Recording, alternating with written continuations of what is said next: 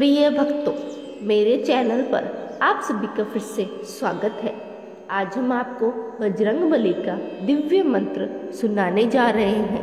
कहते हैं जिस किसी ने भी बजरंगबली के इस दिव्य मंत्र का 108 बार जाप कर लिया तो समझ लीजिए बजरंगबली की कृपा उस पर हमेशा बनी रहेगी तथा उसके ऊपर कभी किसी भी प्रकार के संकट का साया नहीं पड़ेगा।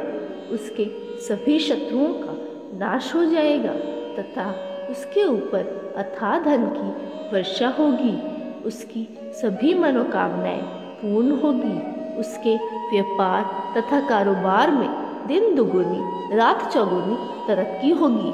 ये बजरंगबली का बहुत ही दिव्य शक्तिशाली मंत्र है। तो चलिए जानते हैं बजरंगबली का वो दिव्य मंत्र। उससे पहले यदि आपने मेरी इस वीडियो को लाइक नहीं किया तो लाइक कर दें और चैनल पर नए हैं तो चैनल को जल्दी से जल्दी सब्सक्राइब कर दें। प्रिय भक्तों, इस बात का खास ध्यान रखें कि मंत्र का जाप पूरे सच्चे मन से तथा श्रद्धापूर्वक करें, तभी आपको इसका लाभ मिलता है, अन्यथा नहीं। मंत्र ओम नमो हनुमते आवेशाय आवेशाय स्वाहा। ओम नमो हनुमते आवेशाय आवेशाय स्वाहा। ओम नमो हनुमते आवेशाय आवेशाय स्वाहा। ओम नमो हनुमते आवेशाय आवेशाय स्वाहा। ओम नमो हनुमते आवेशाय आवेशाय स्वाहा। ओम नमो हनुमते आवेशाय आवेशाय स्वाहा। ओम नमो हनुमते आवेशाय आवेशाय स्वाहा। ओम नमो हनुमते आवेशाय आवेशाय स्वाहा। ओम नमो हनुमते आवेशाय आवेशाय स्वाहा। ओम नमो हनुमते आवेशाय आवेशाय स्वाहा। ओम नमो हनुमते आवेशाय आवेशाय स्वाहा। ओम नमो हनुमते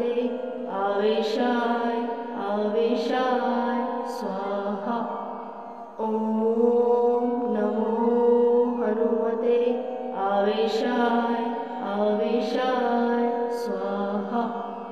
ओम नमो हनुमते आवेशाय आवेशाय स्वाहा। ओम नमो हनुमते आवेशाय आवेशाय स्वाहा। ओम नमो हनुमते आवेशाय आवेशाय स्वाहा। ओम नमो हनुमते आवेशाय आवेशाय स्वाहा। ओम नमो हनुमते आवेशाय आवेशाय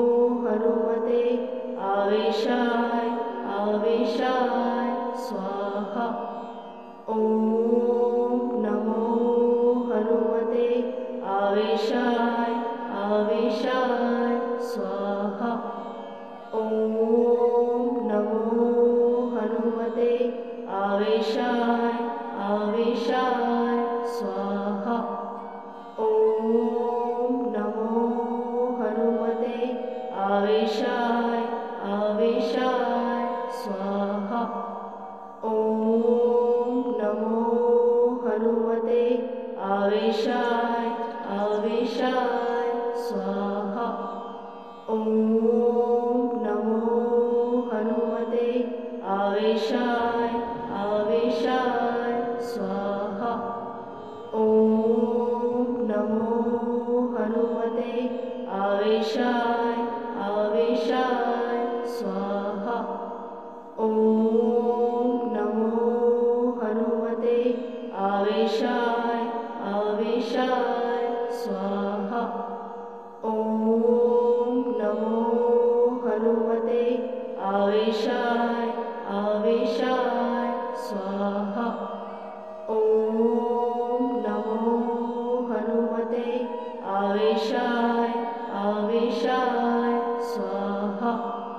ॐ नमो हनुमते आवेशाय आवेशाय स्वाहा। ॐ नमो हनुमते आवेशाय आवेशाय स्वाहा। ॐ नमो हनुमते आवेशाय आवेशाय स्वाहा। ॐ नमो हनुमते आवेशाय आवेशाय स्वाहा। ॐ नमो हनुमते आवेशाय आवेशाय स्वाहा।